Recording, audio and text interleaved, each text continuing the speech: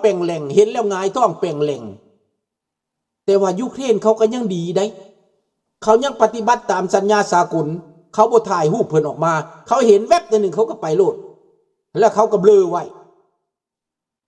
งายข้ามจินหมอกและนักโทษผู้บาดเจ็บนะผู้ที่ยังข้ามโอ้ยเอวอยู่น่ะเขาก็บ่ได้ซ้ำได้พี่น้องเขาปะอยู่หั่นแหละปะให้มันเป็นเองให้มันไปเองอยู่หั่นแหละ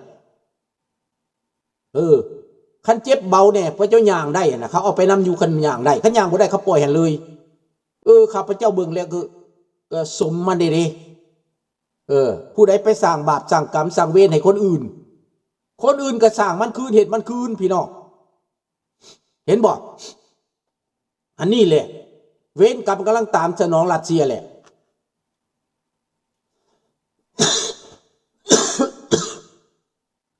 สบายดีบุญคงบาทนี้พี่น้องในเมื่อว่าอาวุธจากเกาหลีเหนือมากำลังยิงใส่ยูเครนได้มันยูเครนเขาจัดการคืนได้บ้านี้บอนไดผลิตชิปบอนไดผลิตลงจากโรงงานยูเครนเขาจัดการลาบคาบพี่น้องไฟใหม่โรงงานจักเท่าไหร่โรงงานนายโปตีนเดี๋ยวนี้กังวลอย่างกังวลย่านโดนยูเครนไล่ล่าแต่ละมือสิออกจากบ้านไปเฮ็ดเวียกหรือไปหาผู้นั้นผู้นี้นี่ระแวงแท้ระแวงว่าพี่น้องขวัญเสียอยู่แต่ได้ถ้ำในหูขุดหูอยู่ได้บักโปรตีนเดี๋ยวนี้มาหาโดนัลด์ทรัมป์ก็คือสิบ่ใจอ่อนดอกบาดนี้นะเพราะว่าโดนัลด์ทรัมป์นี้เฮ็ดศึกกับอิหร่านนี่มันแก่ยาวนี่ย้อนรัสเซียอยู่เบื้องหลังย้อนจีนอยู่เบื้องหลังเท้าจีนเดี๋ยวนี้ขมึงขมังขมอลากเอาอินโดนีเซียเข้าไปซ่อมหลบนำเท่าจีนได้เท่ารัสเซียได้อินโดนีเซียนี่ก็ไปวอนหาพอดีบาปบุญคุณโทษเท่าอินโดนีเซียนี่แผ่นดินไหว 7.7 คือสิตายบ่น้อยติไปซ่อมหลบมาบ่ทันฮอดบ้านทางบ้านนี่เฮือนซานเพพังเบิดแล้ว 7.7 จักตายน้อยตายหลายบ่ฮู้นั่นเทวดาก็บ่พร้อมผีก็บ่ซอยเท่าอินโดนีเซียอยากเป็นรัสเซียอยากเป็นจีนฟังเอาเด้อพี่น้องเด้อบาทนี้เท่าจีนเพิ่นสิยึดไต้หวันเพื่ออยากซอยเท่าโปรตีนเท่าจีนนี่นะแต่ญี่ปุ่นกับอเมริกาจับมือกันแน่นญี่ปุ่นกับอเมริกาจับมือกันแน่นถ้ามันประกาศศึกอเมริกาก็ประกาศศึกถ้าเบิ่งบักจีนสิอยู่ได้จักมือเห็นว่าอเมริกาเขาหลอกเท่าจีนว่าข่อยหมดอาวุธแล้วข่อยบ่มีอาวุธแล้วเท่าข่าวเสียเพิ่นก็โอ้ยเรืออเมริกานี่ล่มโลดจมโลดจีนจมเพื่ออเมริกาโลดเท่านักเสี่ยวซ่านใหญ่เพิ่นนักเสี่ยวซ่านใหญ่เพิ่นได้เพิ่นเว้านั่นอเมริกาสิเสียใส่ปลาใส่จังซั่นจังซี่นักเสี่ยวซ่านใหญ่บางคนนะครับแต่ความเป็นจริงไม่ใช่นะครับ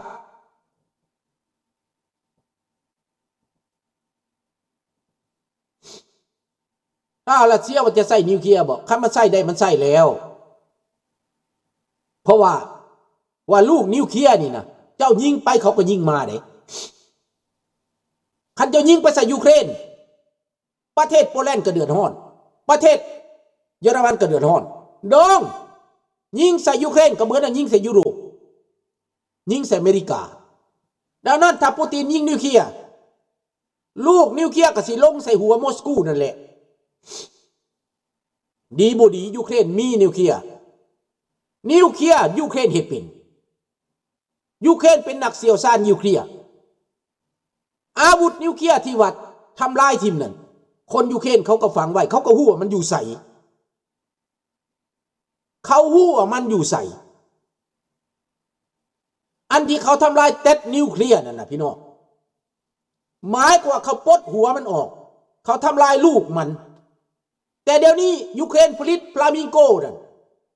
เอาหัวประซุกกึบใส่หัวฟลามิงโกกระส่งไปหารัสเซียได้โหลดลูกนิวเคลียร์ดังนั้นนิวเคลียร์ยังอยู่นิวเคลียร์อัลฟิสมังนิวเคลียร์นั้นฝังไว้นั้นยังอยู่เอาทำไมเท่าโปรตีนยิงนิวเคลียร์มาทำไมขันเจ้าอยากเศร้าไว้อยากจบไว้ก็ยิงตีไพสิวาหยังเจ้ายิงมาโลดแต่ถามว่าฝรั่งเขาอยู่ล่าบ่อังกฤษเขาอยู่ล่าบ่เยอรมันอยู่ล่าบ่มีทางเยอรมันเตรียมทหารไว้5 ล้านคนแล้ว5 ล้านคนไหนสิตอบโต้รัสเซียได้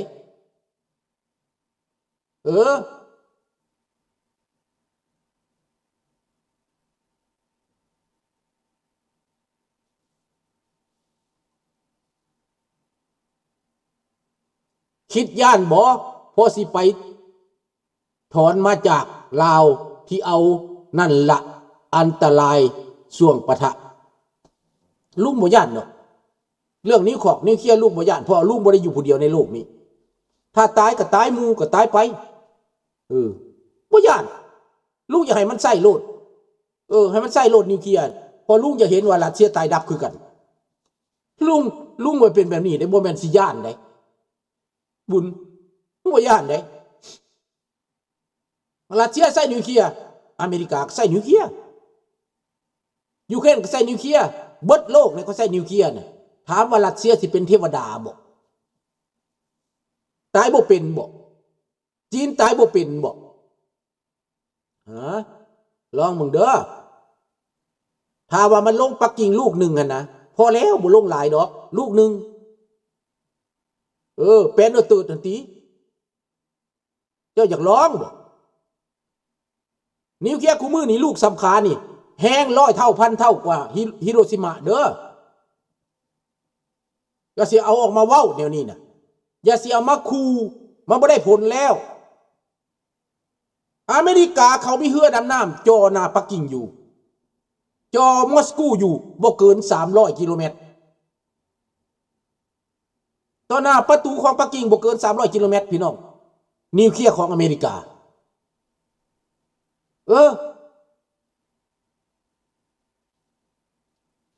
ถ้าไปถอนจากลาวมา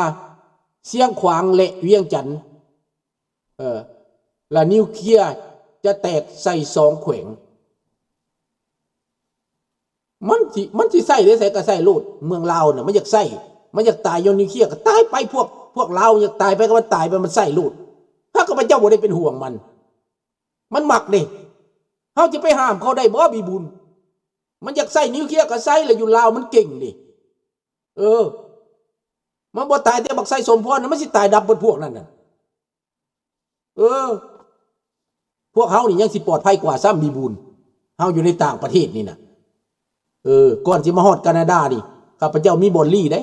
นิวเคลียร์มาแล้วข้าพเจ้าก็ลงรถฮู้เมโทรอยู่หน้าบ้านข้าพเจ้านี่สังกัดได้เป็น10,000 คนพุทธฮู้เมโทรหน้าบ้านข้าพเจ้านี่นะว่าแต่นิวเคลียร์มานะ5 นาทีก็ลงไปอยู่พื้นแล้วคันบุญบ่ฆ่าแต่แท้ก็บ่ตายดอกเห็นบ่ดังนั้นอย่าสิเอามาขู่งูเรื่องนิวเคลียร์บ่มีพยานดอกในโลกนี่เจ้าผู้เฮ็ดอันที่เจ้าสิย่านตายน่ะบ่จะสิว่าคนย่านเจ้าว่าเขาบ่ย่านดอกดังนั้นทหารรัสเซียในตอนนี้ถูกปิดล้อมแต่ละหมู่บ้านยึด40-50 หมู่บ้านไปแล้วมีแต่ถอยกับถอยมีแต่แตกกับแตกรัสเซียเดียวนี้นะเอาเกาหลีเหนือมากกับบ่อยู่เอาของเกาหลีเมื่อกับบ่ทันฮอดซ้ำเขายิงแตกก่อนแหละหมดแล้วเขาเอาหมดไม่หมดมือแล้วยูเครนไปให้เก่งขึ้นสักไส้เดี๋ยวนี้เมื่อวานนี่ข้าเจ้าแถวแนวหน้าเอาอย่างยิงเอาปาเลนิเซียยิงแถวไกลๆเอาอย่างยิงเอาอัตแกมยิงไกลไปกว่านั้นเอาอย่างยิง เอาฟลามิงโกยิงไกลจากนั้นเอายังไปยิงมีหลายอย่างเขายิงไปฟลามิงโกไฟนี่ก็ประโตบ่ธรรมดาไป1,000 กว่ากิโลเมตร 2,000 กิโลเมตรตกแม่นยำบ่มีลูกใดพลาดสัตว์ไปบ่มีลูกใดพลาดส่งไป40 ลูก40 จุดถึกรัสเซียบ่มีแนวป้องกันแล้ว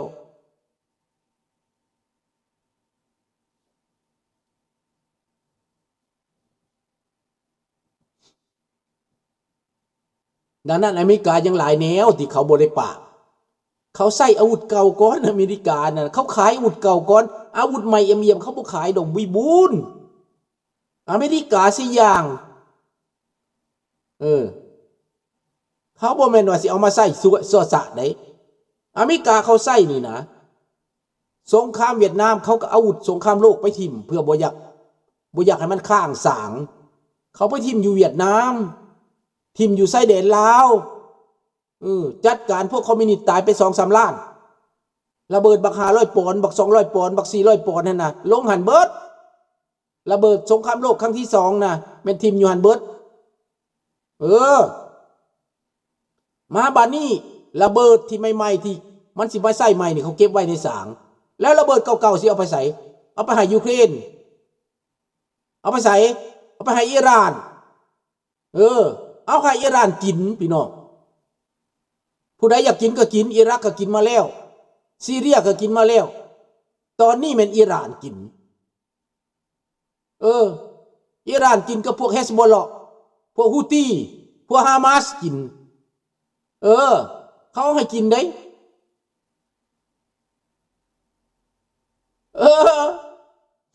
ตายอยากแท้แล้วดังนั้นพี่น้องมื้อนี้ข้าพเจ้ามีนัดเนาะมีนัดกับแขกกับคนและสิไปเลี้ยงขอบใจน้ำแขกน้ำคนผู้ที่มันมาซอยเวียกเนาะมาซอยเวียกวัดนะมื้อนี้ก็ขอจบเพียงเท่านี้พี่น้องข่าวที่เว้ามาให้ฟังนั่นพวกท่านก็เข้าใจเบิ่นแล้วเนาะขอบใจหลายๆที่มารับฟังรับชมและก็อย่าลืมพี่น้องให้กำลังใจที่ข้าพเจ้าแต่งเพลงออกมาเด้อม่วนบ่ม่วนก็ขอรับฟังรับชมเด้อให้กำลังใจกันอันนี้ก็เป็นน้องใหม่ในการแต่งเพลง AI เนาะเป็นน้องใหม่ได้ยังบ่แม่นเก่งได้หากก็ได้3 เดือนนึงได้เป็นน้องใหม่เด้อให้กำลังใจน้องใหม่นี่เด้อผู้ใดเกิดแต่งก่อนให้นี่เด้อและพี่น้องคนลาวคนไทยทั่วโลกนี่เด้อเข้ามาซอยให้กำลังใจนี่เด้อเฮียนใหม่เฮ็ดผิดเฮ็ดถูกก็อย่าว่ากันบางเทื่อ AI มันก็เพี้ยนได้คำเว้ามันก็เพี้ยนแปลงนำบ่ทันแปลงนำบ่ถูกแปลงไปแล้วให้เพี้ยนไปหลังเทื่อนั่นพี่น้องข้าพเจ้าสิอธิบายฟังน่ะเขียนตัวลาวแผ่นดินมันก็บ่อ่านมันก็อ่านเพลินๆเพี้ยนๆไปบางคำมันเว้าผิดเว้าเพี้ยนแปลงไปบ่ได้แห้งเพี้ยนไปภาษาไทยนี่ใครแน่ภาษาไทยก็บางตัวก็ผิดคือกันข้าพเจ้าก็มาใส่ภาษาลาวมันอ่านบ่ได้ภาษาไทยคันเขียนบ่ถูกอ่านบ่ได้แท้ๆไดบ่ได้ง่ายปานใดได้เฮ็ด AI นี่ก็ได้เนาะซอยกันเด้อพี่น้องเด้อซอยเป็นที่ปรึกษาหารือให้แหน่แนะนำให้แหน่คอมเมนต์ให้แหน่เด้อบ่ม่วนก็ว่ามันผิดบ่นั่นอ้ายมันผิดบ่นี่อ้ายก็บอกแหน่คือหลายคนแนะนำเข้ามาก็ดีใจนำเด้อโชคดีอำลาพระจากตัวนี้สบายดีตราเด้อตราเด้อแนะนำเข้ามาเด้อและก็ขอกำลังใจจากทุกภาคส่วนเด้ออำลาพระจากตัวนี้พบกันใหม่บายบายผู้นี้เพิ่นว่าม่วนอ้ายผู้สาวก็งามแม่นได้อ้ายก็แต่งเพลงอันน่ะหลงเสน่ห์ AI อันนี้สาว AI น่ะเนาะหลงมักสาว AI เด้อฟังให้นี่เด้อจะแต่งขึ้นเพิ่มให้มันดีขึ้นเด้อเอาขอบใจหลายๆบ๊ายบายฟังเพลงต่อเด้อพี่น้องเด้อ